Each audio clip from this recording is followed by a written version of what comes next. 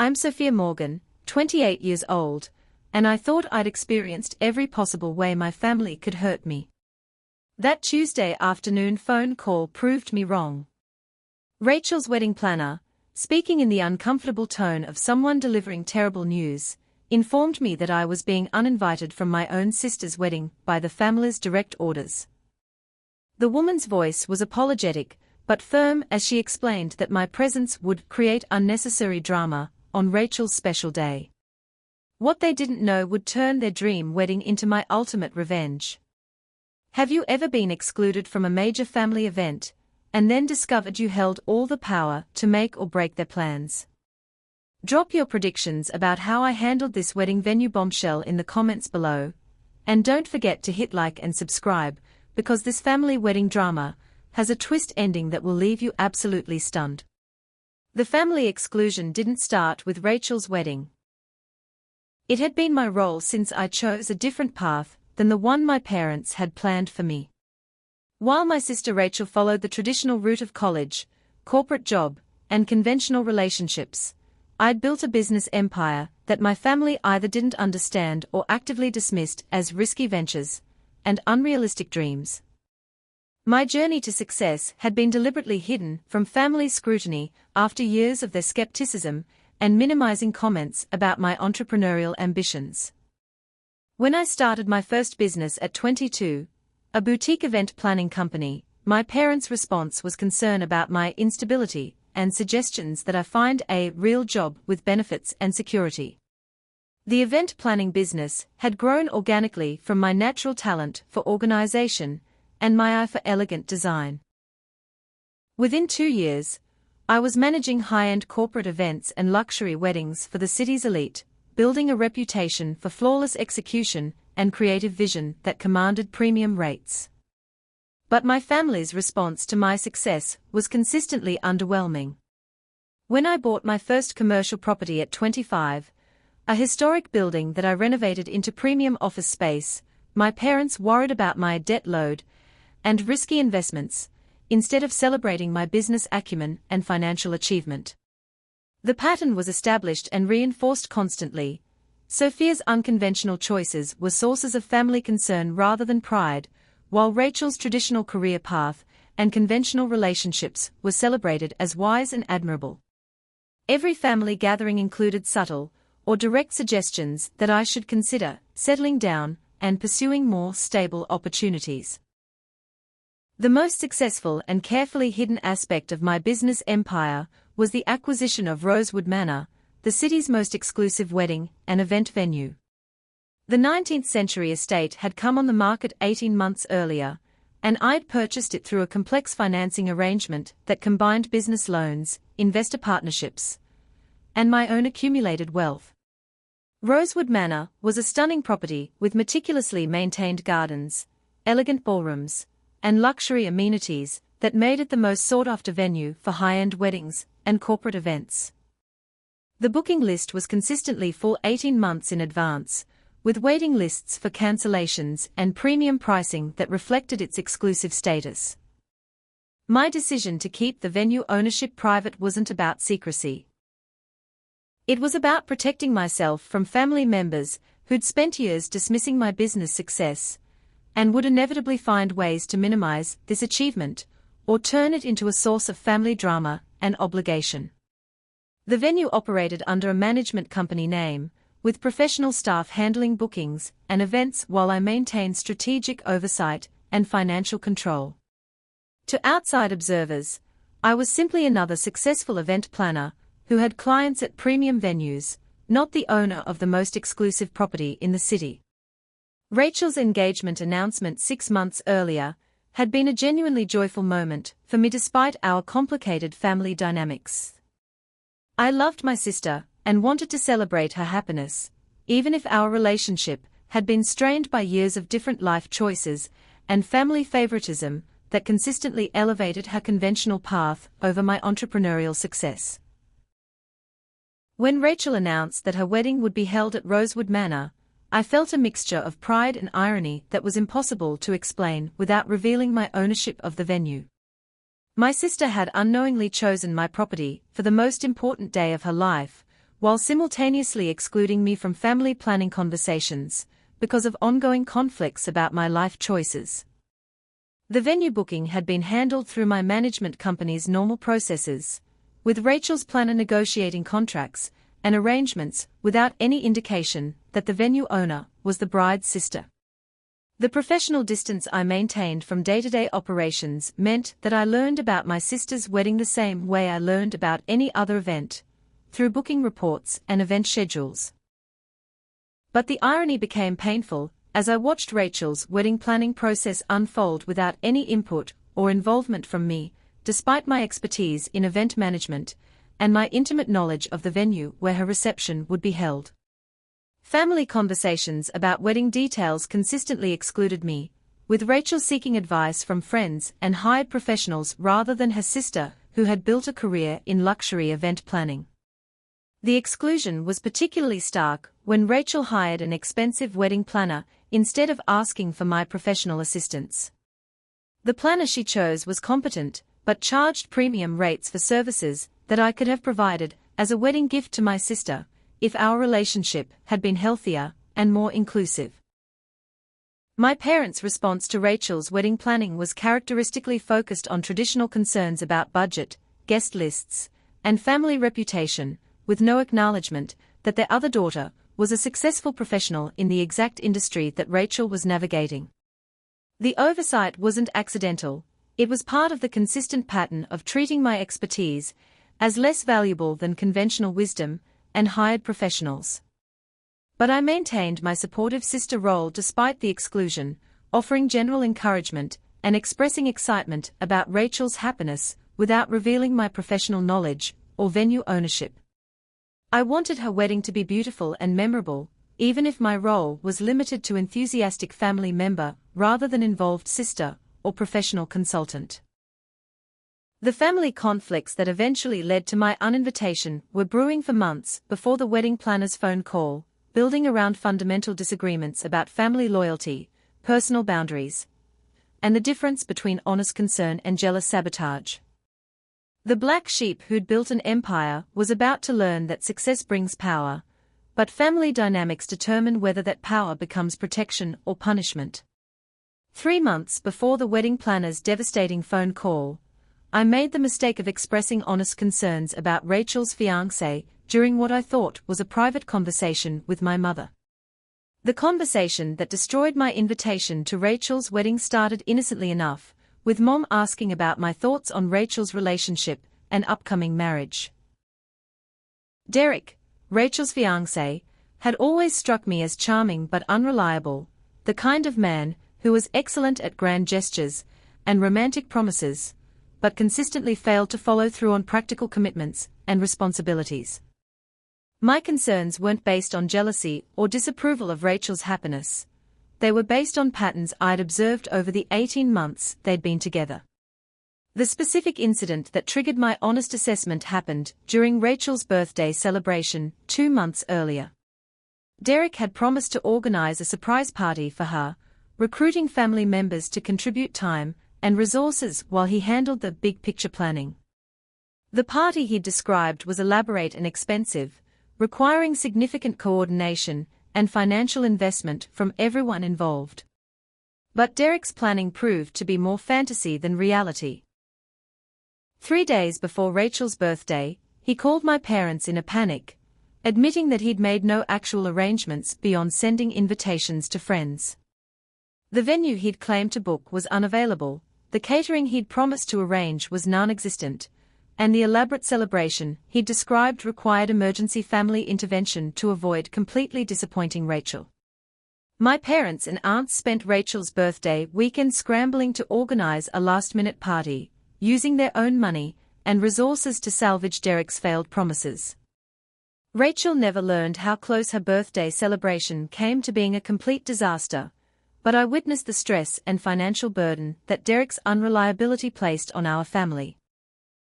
When Mom asked for my honest opinion about Derek and his suitability as Rachel's husband, I shared my concerns about the pattern of promising more than he could deliver and expecting others to clean up the consequences of his poor planning and follow-through. "Mom, I love Rachel and want her to be happy," I said carefully, but Derek has a pattern of making commitments he can't keep, and then expecting everyone else to solve the problems he creates. The birthday party situation was concerning because it shows how he approaches major responsibilities. My assessment was measured and specific, focusing on observable behaviors rather than personal attacks or character assassination. I wasn't trying to sabotage Rachel's relationship. I was expressing genuine concern about patterns that could become more serious problems in a marriage. But Mom's response revealed that my honesty was unwelcome and would be treated as sisterly jealousy rather than legitimate concern. Sophia, Derek loves Rachel very much, and she's happy with him. Not everyone approaches things the same way you do, and that doesn't make them wrong or unreliable. The conversation ended uncomfortably, with Mom defending Derek's character while dismissing my concerns as perfectionist expectations that didn't account for different personality types and approaches to responsibility. I thought the discussion was private and would remain between us, but I was wrong about both the privacy and the consequences. Within days, extended family members were calling to express disappointment in my negative attitude about Rachel's engagement and wedding plans. Aunts who'd participated in the birthday party cleanup were now defending Derek's character and criticizing my judgmental assessment of his reliability and commitment. The family narrative that emerged was devastating and familiar. Sophia was jealous of Rachel's conventional happiness and was trying to sabotage her sister's wedding out of spite and resentment. My business success was reframed as evidence of my cold, calculating personality that prevented me from celebrating other people's joy and love. Sophia, you need to understand that not everyone measures success the same way you do, Aunt Linda told me during one particularly uncomfortable phone conversation. Derek makes Rachel happy, and that's what matters. Your business achievements don't make you an expert on relationships or marriage. The dismissal of my concerns while simultaneously minimizing my professional success was characteristic of how my family had always treated my perspectives and achievements. My opinions were invalid because I was too focused on business success to understand love and relationships, but my business success was also irrelevant when family discussions required wisdom and insight. The situation escalated when Rachel learned about my conversation with Mom and my concerns about Derek's reliability. Instead of asking for clarification or engaging in honest discussion about my observations, she immediately assumed that I was trying to undermine her relationship out of jealousy and sisterly competition. Sophia, I can't believe you are trying to poison Mom against Derek, Rachel said during our confrontation about the situation. You've always been jealous that I found someone who loves me while you're too focused on work to have a real relationship. The accusation that my concern was motivated by jealousy was particularly painful because it ignored both my genuine love for Rachel and my legitimate observations about Derek's behavioral patterns. The family narrative had transformed my sister's wedding into a battleground between successful businesswoman and happy bride. My parents' response to the conflict was to demand that I apologize to Rachel and Derek for causing family drama during an important time in their lives. The apology they wanted wasn't acknowledgement of any wrongdoing, it was public recantation of my concerns and endorsement of Derek's character, regardless of my actual observations and opinions. Sophia, you need to apologize to Rachel and Derek for the things you said, Dad told me during what he called a family intervention. This is Rachel's time to be happy, and you're creating unnecessary conflict with your negative opinions about her fiancé. The demand that I apologize for expressing honest concerns when asked for my opinion was the moment I realized that family harmony required me to suppress my authentic thoughts and feelings in service of maintaining comfortable illusions for everyone else. My refusal to offer a fake apology for genuine concerns triggered the family consequences that led to my wedding uninvitation. Parents who'd raised me to be honest and authentic were now demanding that I lie about my observations to preserve family peace and Rachel's confidence in her relationship choices. The 3 months between my refusal to apologize and the wedding planner's phone call were characterized by increasing family tension and social isolation, as relatives chose sides in what they characterized as sibling rivalry rather than legitimate concern about Derek's reliability and character. Extended family members who'd previously valued my opinions and sought my advice were now treating me as the problem that needed to be managed rather than the family member whose concerns deserved consideration and discussion. The black sheep who'd built a successful business was being painted as the jealous sister who couldn't celebrate her siblings' conventional happiness. But the most painful aspect of the escalating conflict was watching Rachel's wedding planning process continue without my involvement or input, despite my professional expertise and genuine desire to contribute to her special day. The sister who'd once been my closest confidant was now treating me as a threat to her happiness rather than an ally who wanted to celebrate her joy. The family drama that culminated in my uninvitation was building toward a confrontation that would reveal exactly how much power the dismissed black sheep had accumulated while everyone else was focused on conventional success and traditional relationship milestones. The phone call came on a Tuesday afternoon while I was reviewing event contracts in my office, completely unprepared for the emotional devastation that was about to be delivered by a stranger hired to manage my sister's wedding. Victoria Sterling, Rachel's wedding planner, spoke with the uncomfortable professionalism of someone who'd clearly been instructed to handle a delicate family situation.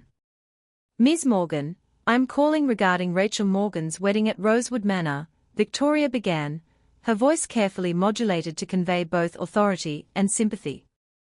"I've been asked by the family to inform you that your invitation is being withdrawn due to ongoing family conflicts that could disrupt the celebration." The words landed like physical blows, each phrase more devastating than the last. My own sister had hired a professional to uninvite me from her wedding because my presence was considered too disruptive for her special day. The conversation I'd had with Mom about Derek's reliability had escalated into complete exclusion from the most important family milestone in years. "I'm sorry, what exactly are you saying?" I asked, needing clarification of what seemed impossible to believe. "You're telling me that I'm uninvited from my sister's wedding?" Victoria's response was clearly rehearsed, designed to minimize the emotional impact while delivering the family's final decision. "The family has decided that given the recent tensions and disagreements, it would be best for everyone if you weren't present at the ceremony or reception. They want Rachel's day to be peaceful and focused on celebration rather than family conflict." The clinical way she described my exclusion from my sister's wedding made the rejection feel even more brutal. I wasn't just uninvited. I was officially classified as a threat to family peace and Rachel's happiness, someone whose presence would contaminate the joy and celebration that everyone else deserved to experience. "Victoria, I need to understand the specifics of what's happening here," I said, trying to maintain professional composure while processing the magnitude of what I was hearing. "Are you saying that the entire family supports this decision to exclude me from Rachel's wedding?" Her pause was telling, suggesting that the situation was more complex than the simple family decision she'd been instructed to present. "Ms. Morgan, I'm not privy to all the family discussions, but I was given clear instructions by Rachel's parents and Rachel herself that you should not be included in the wedding celebration." The confirmation that my parents had participated in the decision to exclude me was particularly devastating. They'd raised me to value honesty and authenticity, but when those values led to uncomfortable truths about Derek's character, they'd chosen to eliminate the truth-teller rather than address the problems I'd identified. But as Victoria continued explaining the family's decision and the reasoning behind my uninvitation, I began to process a detail that would transform this conversation from devastating rejection to strategic opportunity. She kept mentioning Rosewood Manor as the venue for Rachel's wedding, apparently unaware that she was uninviting the venue owner from an event at her own property. "Victoria, just to confirm, you're saying that I'm uninvited from the wedding and reception at Rosewood Manor on September 15th. I asked, needing absolute clarity about the venue detail that would change everything. Yes, that's correct, she confirmed, still unaware of the irony embedded in her professional duty. The ceremony and reception are both scheduled at Rosewood Manor, and the family has requested that you not attend either event. The moment was surreal and empowering simultaneously. My own family had hired a wedding planner to uninvite me from an event at the venue that I owned, without realizing that their attempt to exclude me had actually given me complete control over whether their wedding would happen at all. Victoria, I appreciate you handling this difficult conversation professionally, I said, my voice gaining strength as I processed the power dynamic that my family hadn't considered. But I think there's something important you should know before we finish this call. The shift in my tone was subtle but unmistakable, moving from hurt family member receiving devastating news to businesswoman who'd just realized she held all the cards in a situation where everyone else thought they had the power. I own Rosewood Manor, I said simply, letting the statement settle into the silence that followed. The venue where you're planning to uninvite me from my sister's wedding is my property, and I'm the person who ultimately approves all events held there. Victoria's sharp intake of breath was audible over the phone as she processed the implications of what I'd just revealed. The wedding planner, who'd been hired to manage my exclusion from a family event, had just discovered that the excluded family member was actually the venue owner, with the power to approve or cancel the entire celebration. I'm sorry, what did you say? She asked, her professional composure cracking as she realized the magnitude of the situation she'd unknowingly walked into. I own Rosewood Manor, I repeated, enjoying the moment of revelation more than I probably should have. The venue contract for Rachel's wedding was negotiated through my management company, but I'm the actual property owner. So when you called to uninvite me from my sister's wedding, you were essentially asking me to exclude myself from an event at my own venue. The silence that followed was profound as Victoria processed the professional and personal nightmare that this revelation created. She'd been hired to manage a family conflict, but had instead walked into a business situation that gave the excluded family member complete power over the wedding venue. Ms. Morgan, I had no idea, she said finally, her voice reflecting the professional panic of someone who'd just realized their client's family drama had massive business implications. The venue booking was handled through Rosewood Events Management, and there was no indication that you were connected to the property. That's by design, I explained, beginning to enjoy the conversation more than the devastating rejection I'd initially experienced. I keep my venue ownership private to avoid exactly these kinds of conflicts between business and personal relationships. But Victoria's primary concern was clearly the immediate crisis this revelation created for Rachel's wedding plans, which were now entirely dependent on the goodwill of the family member who'd just been uninvited from the celebration. What does this mean for Rachel's wedding? She asked, her voice reflecting the professional horror of realizing that her client's most important day was now in jeopardy because of family politics she'd been hired to navigate. That depends, I said thoughtfully, considering my options and the leverage that my family's attempted exclusion had inadvertently given me. It depends on whether my family thinks their decision to uninvite me from Rachel's wedding is more important than actually having the wedding at the venue they've chosen. The power reversal was complete and satisfying. The family members who decided to exclude me from Rachel's special day were about to learn that their black sheep daughter and sister had become successful enough to own the exclusive venue where they'd planned to celebrate without her. Victoria's professional training was clearly struggling with the unprecedented situation she'd walked into, but her immediate concern was protecting her client's wedding from the family drama that now threatened to destroy the entire celebration. Ms. Morgan, what would you like me to tell Rachel and her family about this situation? She asked, her voice reflecting both professional panic and personal sympathy for the complexity of the family dynamics she'd become entangled in. The question gave me the opportunity to set the terms for a negotiation that my family hadn't realized they'd entered when they decided to exclude me from Rachel's wedding. The venue owner they'd unknowingly hired was about to teach them about the relationship between respect and access to exclusive properties. The conversation with Victoria Sterling transformed from devastating rejection to strategic negotiation the moment I revealed my ownership of Rosewood Manor.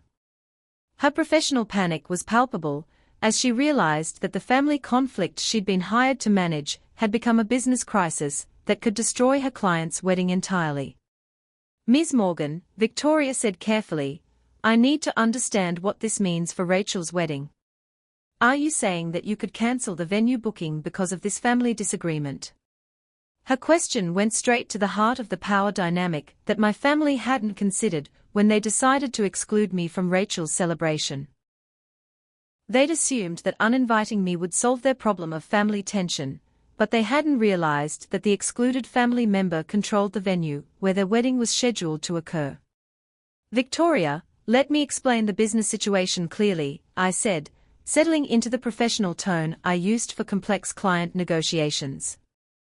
"Rosewood Manor has a standard contract with specific terms regarding event modifications, cancellations, and venue owner discretion for guest list concerns."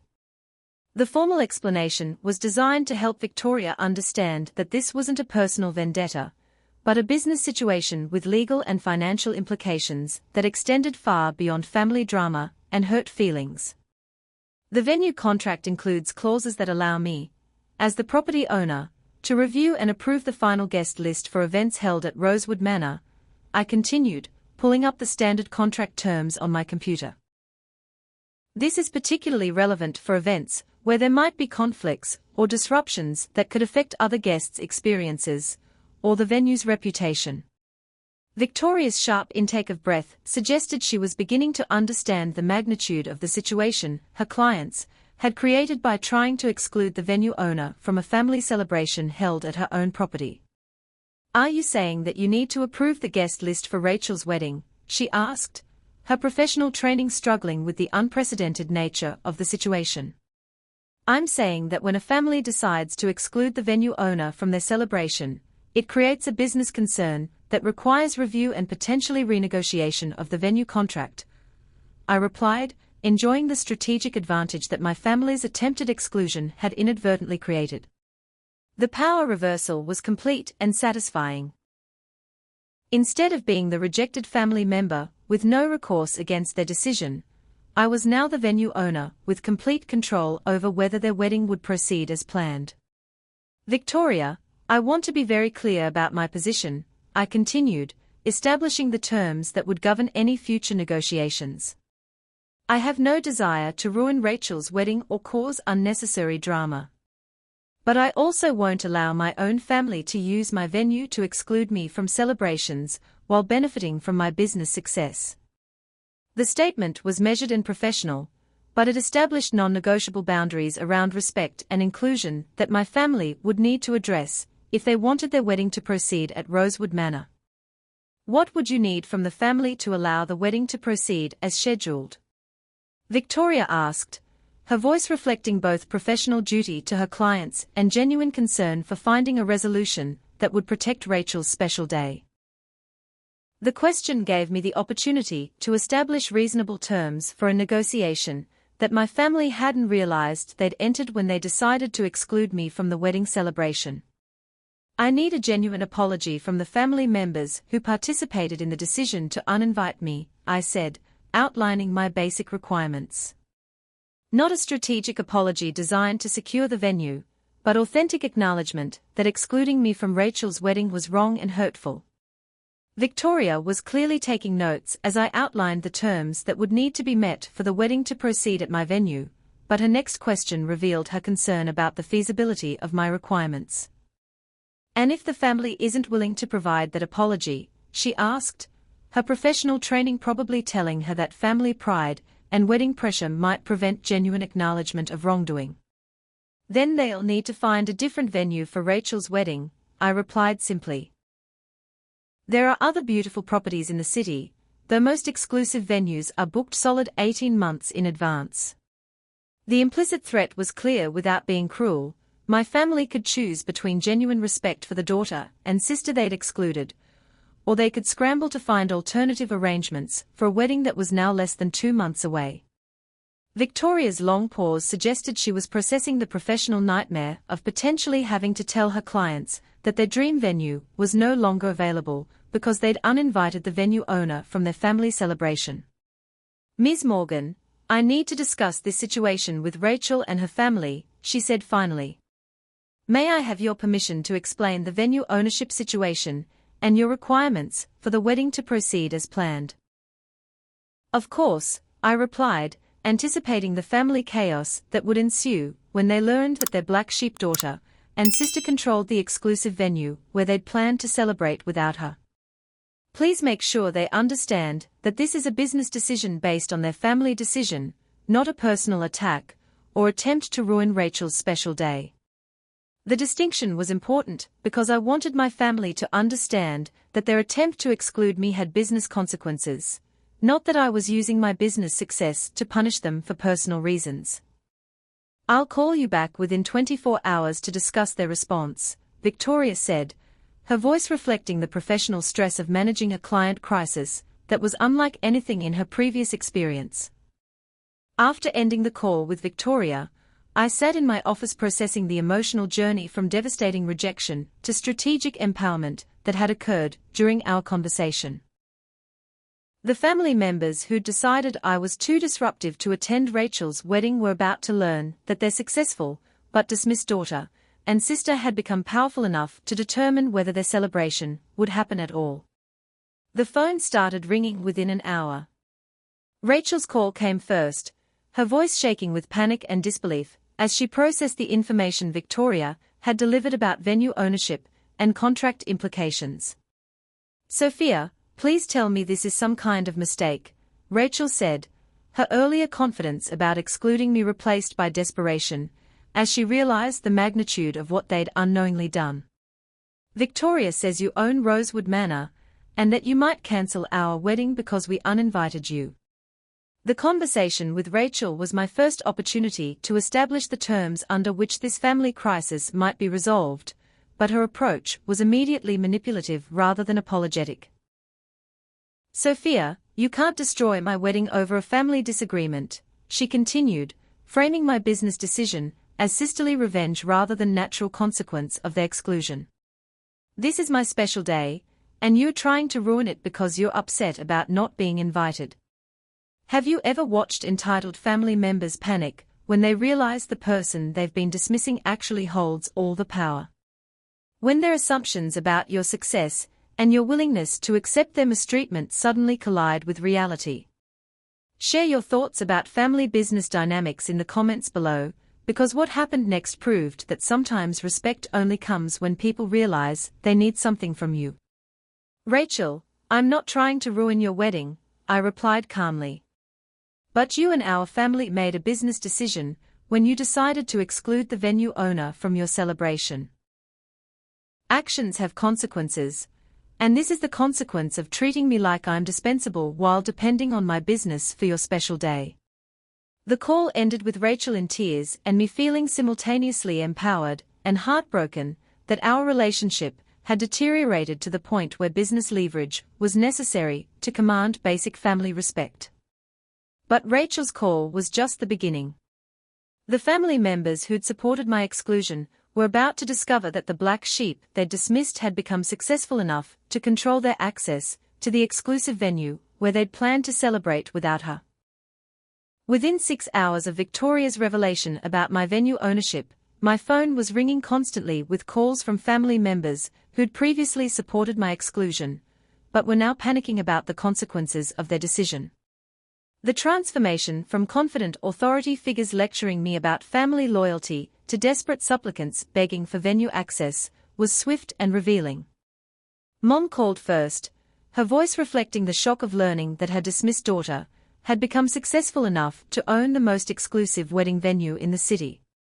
The conversation revealed how completely my family had underestimated both my business achievements and my willingness to enforce boundaries when they crossed lines of basic respect. "Sophia, I had no idea you owned Rosewood Manor," Mom said, her tone suggesting that my business success was somehow deceptive rather than impressive. "Why didn't you tell us about this investment?" The question revealed her fundamental misunderstanding of both my motivation for privacy and the nature of business ownership. I'd kept my venue ownership private specifically to avoid family members treating my success as community property or obligation rather than personal achievement.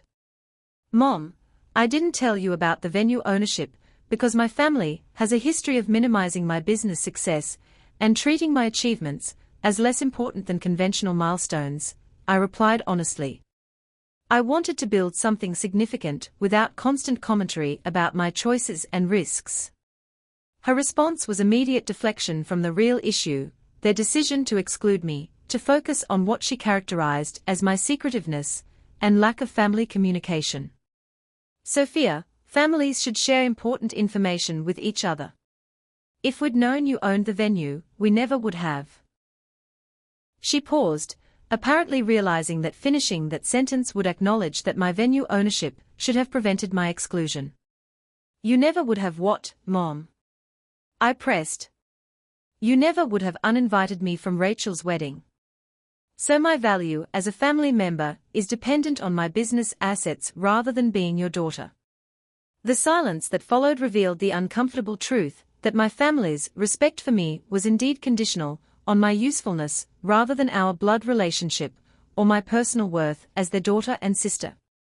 Dad's call came next, his approach more directly transactional, as he attempted to negotiate venue access while avoiding acknowledgement of wrongdoing in their exclusion decision. Sophia, we need to find a way to work through this situation, he said, using the diplomatic tone he employed for business negotiations. Rachel's wedding is in less than 2 months, and changing venues now would be devastating for everyone involved.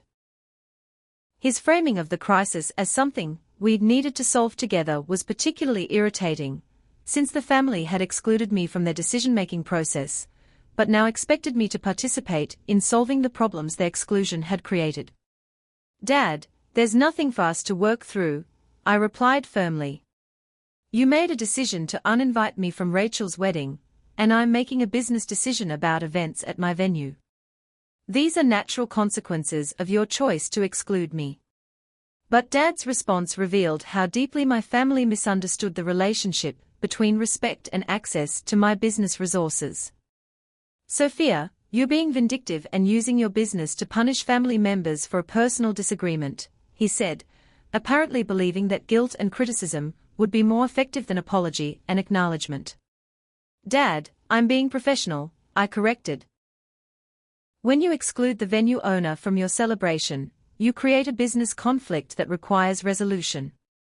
This isn't punishment, it's the natural result of your decision to treat me as dispensable while depending on my property for your event. Extended family members who'd supported my exclusion were also calling with increasingly desperate attempts to pressure me into providing venue access, without requiring apology or acknowledgement from the people who'd decided I was too disruptive for Rachel's special day. Aunt Linda's call was particularly revealing about the family's assumptions regarding my obligations to provide business services regardless of personal treatment.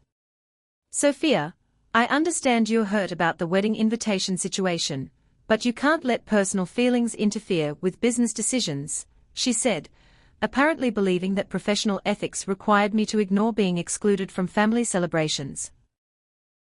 Aunt Linda, my personal feelings aren't interfering with business decisions, I replied. My business policies include venue owner discretion for events where there might be conflicts or disruptions.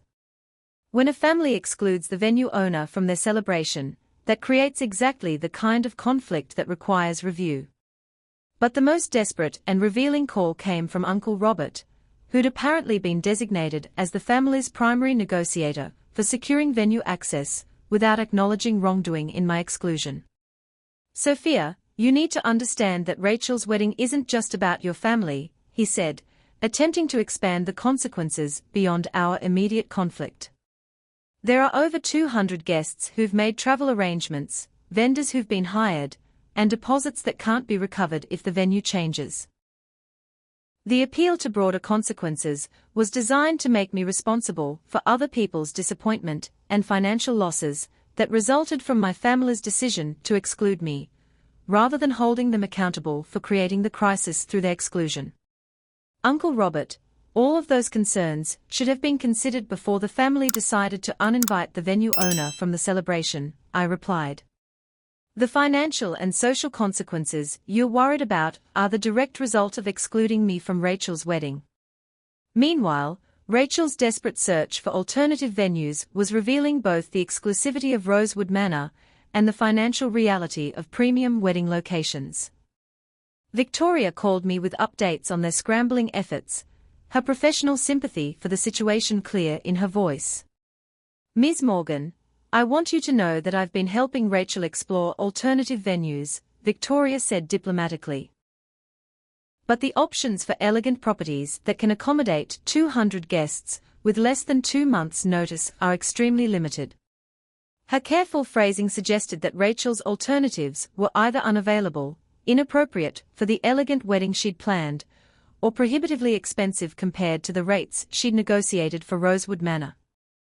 The venues that do have availability are asking for significant premiums for short-notice bookings, Victoria continued, and most don't have the gardens, ballrooms, and luxury amenities that made Rosewood Manor perfect for Rachel's vision. The reality check was exactly what my family needed to understand the true value of the venue they'd assumed would be available regardless of how they treated the owner. Rosewood Manor wasn't just another pretty location, it was an exclusive property that commanded premium rates and had limited availability precisely because of its exceptional quality. But the most telling development was Derek's family's reaction to learning about the venue ownership crisis and the family drama that had created it. According to Victoria's diplomatic reporting, Derek's parents were asking uncomfortable questions about the Morgan family dynamics and the wisdom of joining a family with such significant conflicts. Rachel's future in-laws are concerned about the family situation, Victoria told me during one of our professional check-ins. They are questioning whether this level of family conflict is indicative of broader problems that might affect their son's marriage. The external perspective was providing exactly the reality check that my family had been avoiding about the dysfunction of excluding me from Rachel's wedding over expressing legitimate concerns about Derek's reliability. Community gossip was also beginning to circulate about the Morgan family wedding crisis, with people speculating about the family drama that had put Rachel's dream wedding in jeopardy just weeks before the ceremony. My friend Jennifer, who moved in the same social circles as my family, reported that the story was spreading through their network with various interpretations of the conflict and blame assignment. People are talking about Rachel's wedding being in crisis because of family drama, Jennifer told me during lunch. Most people think it's crazy that a family would uninvite someone from a wedding and then discover they owned the venue. The consensus seems to be that your family really messed up. The public relations aspect of the crisis was adding pressure on my family to resolve the situation, but their continued resistance to genuine apology suggested that pride was more important than practical problem solving. As the days passed without resolution, the consequences of my family's exclusion decision were multiplying beyond the immediate venue crisis. Wedding vendors were asking questions about venue security, guests were beginning to hear rumors about potential cancellation, and Rachel's relationship with Derek was reportedly strained by the external pressures and family dysfunction. The black sheep they'd dismissed as too disruptive for the wedding celebration was watching from her successful business empire, as their attempted exclusion created exactly the kind of dramatic crisis they'd claimed to want to avoid. 6 weeks before Rachel's wedding date, the consequences of excluding me from the celebration were cascading through every aspect of the event planning and my family's social relationships. What had started as a simple decision to avoid family drama had evolved into a community scandal that was generating far more attention and gossip than my original presence at the wedding ever would have created. Rachel's continued inability to secure an alternative venue that met her standards and budget was becoming increasingly desperate as vendors began expressing concerns about the instability of the event planning. The elegant wedding she'd envisioned was crumbling under the weight of my family's decision to exclude the venue owner from their celebration. Victoria called me with professional updates that revealed the full scope of the crisis my exclusion had created for Rachel's wedding plans and my family's social standing in the community. "Ms. Morgan, I need to update you on the situation with Rachel's wedding planning," Victoria said, her voice reflecting the professional stress of managing a client crisis that was beyond normal event planning challenges. "The alternative venues we've explored are either unavailable, inappropriate for the guest count, or significantly more expensive than the Rosewood Manor contract." The reality check was exactly what I'd expected when my family decided to exclude the owner of the city's most exclusive venue from their celebration. Rosewood Manor's reputation and amenities weren't easily replaceable, especially with less than 2 months' notice. The most suitable alternative would cost an additional $15,000 and requires the family to provide their own catering, decoration, and coordination services, Victoria continued, which significantly increases both the cost and complexity of the event. The financial implications were forcing my family to confront the true value of the venue they'd assumed would remain available regardless of how they treated the owner. The simple decision to exclude me was now threatening to double their wedding budget while reducing the quality and elegance of Rachel's celebration. But the venue crisis was just the beginning of the consequences spreading through my family's social and professional relationships. Extended family members were being forced to choose sides in a conflict that was generating community gossip and speculation about the Morgan family dynamics. Cousin Maria called me with information that revealed how the community was responding to news of the wedding crisis and family exclusion drama. "Sophia, people are talking about Rachel's wedding situation, and most of the conversation isn't flattering to your parents," Maria told me during one of our weekly check-ins. "The general consensus is that uninviting someone from a wedding and then discovering they own the venue shows really poor judgment and family planning." The public relations disaster was exactly what my parents had tried to avoid by excluding me from the celebration, but their strategy had backfired by creating a much larger and more dramatic conflict than my simple presence at Rachel's wedding would have generated. "Your mom's bridge club is apparently fascinated by the story," Maria continued, "and not in a way that makes the family look good. People are questioning how parents could be so out of touch with their own daughter's business success that they'd make such a strategic mistake." The community response was providing external validation for my position while simultaneously pressuring my family to resolve the crisis they'd created through their exclusion decision. But the most significant consequence was the impact on Rachel's relationship with Derek and his family's perception of the Morgan family dynamics. According to multiple sources, Derek's parents were seriously questioning whether their son should marry into a family with such dysfunctional communication and decision-making processes. My friend Sarah, who knew Derek's family through professional connections, reported that the wedding crisis was generating significant concern about Rachel's family stability and Derek's future happiness. "Derek's mother is apparently very concerned about what this situation reveals about your family's ability to handle conflict and make rational decisions," Sarah told me confidentially. "She's questioning whether Rachel learned healthy relationship skills from parents who would exclude their own daughter from a wedding." The external perspective was providing exactly the kind of reality check that my family had been avoiding about the dysfunction of their exclusion decision and the broader patterns of behavior it revealed about their treatment of me over the years. Meanwhile, my business was thriving as other families sought venue bookings at Rosewood Manor, and word spread about the exclusive property and its successful owner. The professional respect I was gaining from potential clients contrasted sharply with my family's continued minimization of my achievements. The most satisfying development was discovering that several extended family members had begun reaching out to me individually to apologize for supporting my exclusion and to express genuine interest in my business success and professional achievements. Grandmother Rose called me with a heartfelt apology that revealed her growing understanding of the family dynamics that had led to my exclusion from Rachel's wedding. "Sophia, dear, I've been thinking about this whole situation, and I realize I didn't understand how successful you've become or how badly your parents have been treating your achievements," she said, her voice reflecting genuine regret. "You built something extraordinary, and instead of celebrating your success, they excluded you from family events. That's not how family should work." The acknowledgement from Grandmother Rose was particularly meaningful because she represented the family values and traditional relationships that my parents had claimed to be protecting when they excluded me from Rachel's wedding. "I want you to know that I'm proud of what you've accomplished," she continued, "and I'm ashamed that I supported excluding you from Rachel's wedding without understanding the full situation." Individual apologies from family members who were beginning to understand both my business success and the unfair treatment I'd received over the years were gratifying, but they also highlighted how completely my immediate family had misunderstood both my achievements and my character. But the most revealing consequence was an incident at Derek's engagement party.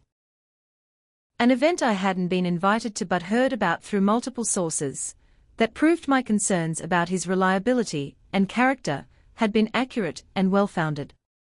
Derek had apparently promised an elaborate engagement celebration for Rachel, recruiting his family and friends to contribute time and money for what he described as a sophisticated party at an upscale venue. But just like the birthday party disaster, Derek's planning proved to be fantasy rather than reality. According to multiple witnesses, Derek had made no actual arrangements beyond sending invitations, and the upscale venue he'd claimed to book was actually a community center that he'd reserved for a different date entirely. The engagement party became an embarrassing disaster that required last-minute intervention from Derek's family to avoid complete humiliation. Rachel's reaction to Derek's engagement party failure was reportedly devastating, as she began to understand the pattern of unreliable promises and poor planning that I'd tried to warn the family about months earlier. The concerns I'd expressed that had led to my exclusion from the wedding were being validated by Derek's continued demonstration of exactly the character flaws I'd identified. The engagement party disaster was generating its own round of community gossip and speculation about Derek's suitability as a husband, with people beginning to question Rachel's judgment in both her relationship choices and her family's decision to exclude the sister who tried to warn them about potential problems. As Rachel's wedding date approached with no venue resolution and increasing relationship stress, my family was discovering that the simple decision to exclude me from the celebration had created exactly the kind of dramatic crisis and community attention they'd claimed to want to avoid. The black sheep who'd been deemed too disruptive for Rachel's special day was watching from her successful business empire, as their attempted exclusion generated far more drama and negative attention than my presence at the wedding ever could have created. 3 months after the wedding planner's phone call that changed everything, I was sitting in my beautifully renovated office at Rosewood Manor, reviewing contracts for upcoming events while Rachel's wedding date came and went without celebration. The venue that was supposed to host her dream wedding was instead hosting a corporate retreat for a Fortune 500 company, an event that generated significantly more revenue than Rachel's cancelled wedding would have provided. The final collapse of Rachel's wedding plans had been swift and decisive once the engagement party disaster forced her to confront the reality of Derek's character and reliability. The concerns I'd expressed months earlier, the ones that had led to my exclusion from the wedding, proved to be accurate predictions of exactly the kind of problems that would plague their marriage. Rachel called me 2 weeks before the scheduled wedding date, her voice reflecting the emotional devastation of someone whose fairy tale had crumbled under the weight of reality and poor partner choices. "Sophia, I need to tell you something," she said, her earlier confidence replaced by the humility of someone who'd learned painful lessons about judgment and family relationships. "I called off the wedding. Derek and I are over, and I'm cancelling everything." The conversation that followed was the most honest discussion Rachel and I had shared in years, with her finally acknowledging both the accuracy of my concerns about Derek and the unfairness of excluding me from her wedding for expressing those legitimate observations. "You were right about Derek," she admitted, her voice heavy with regret and self-awareness. "The engagement party was just the latest example of him promising things he couldn't deliver and expecting other people to clean up his messes. I should have listened to your concerns instead of getting angry at you for expressing them. But more importantly, Rachel's apology extended beyond the Derek situation to acknowledge the broader pattern of family treatment that had led to my exclusion from her wedding and dismissal of my business success. Sophia, I owe you an apology for more than just the Derek situation, she continued. I've been jealous of your success for years, and instead of celebrating your achievements, I convinced myself that you were cold and calculating. When you expressed concerns about Derek, I saw it as jealousy instead of genuine care about my happiness.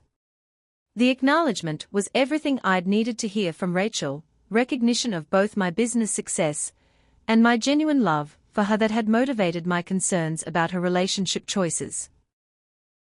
I'm also sorry about how we handled the wedding invitation situation, Rachel said, addressing the conflict that had revealed my venue ownership and shifted the entire family dynamic. Excluding you from my wedding was cruel and stupid, and I understand now why you couldn't allow us to use your venue after treating you so badly.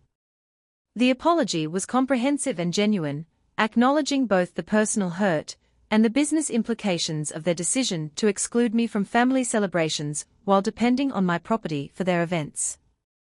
But Rachel's individual recognition of wrongdoing was just the beginning of broader family recalibration that followed the collapse of her wedding plans and the community gossip about the Morgan family dynamics. My parents' apology came later, but was equally comprehensive, acknowledging both their role in enabling Rachel's treatment of me and their systematic minimization of my business achievements over the years.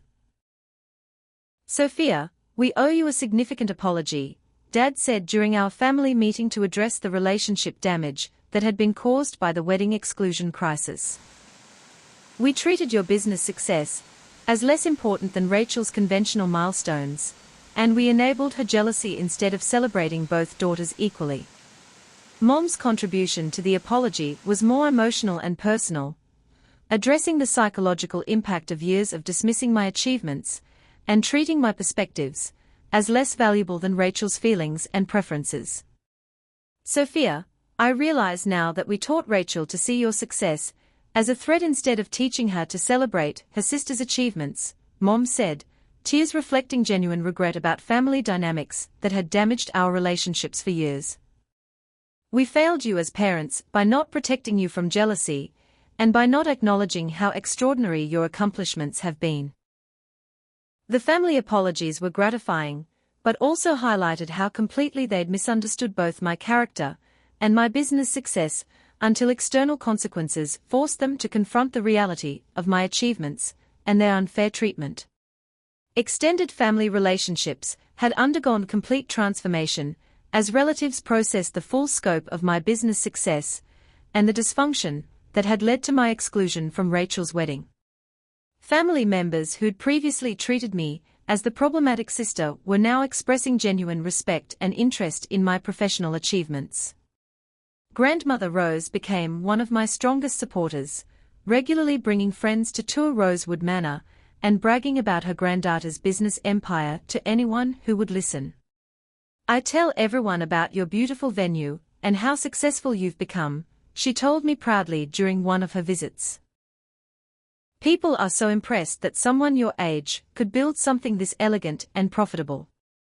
The community recognition of my business success was expanding beyond the wedding venue to include my other properties and investments, with local business leaders seeking my participation in economic development projects and professional organizations.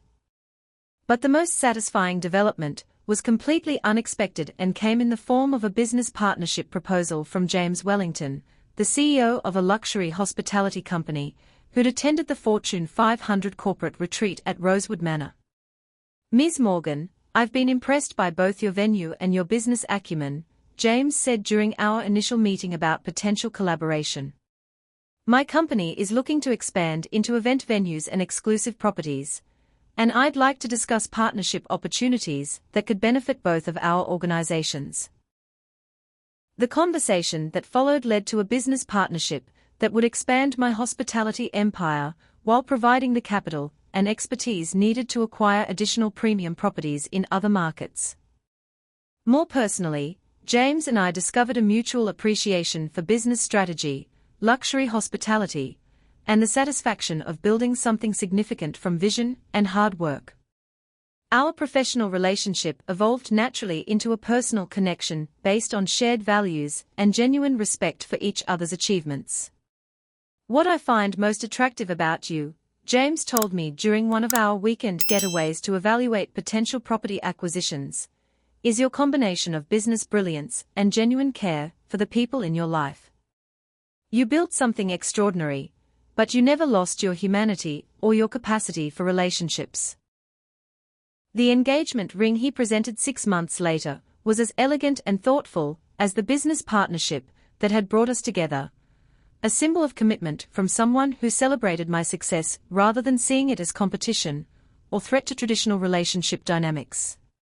Our wedding, which we are planning for next spring at a different venue to avoid any conflict with my business interests, will include Rachel and my parents as honored guests who've learned to celebrate my achievements rather than minimize them. But the most meaningful aspect of my transformed family relationships is Rachel's genuine friendship and support as she rebuilds her life with healthier relationship standards and career goals that reflect her own ambitions rather than conventional expectations.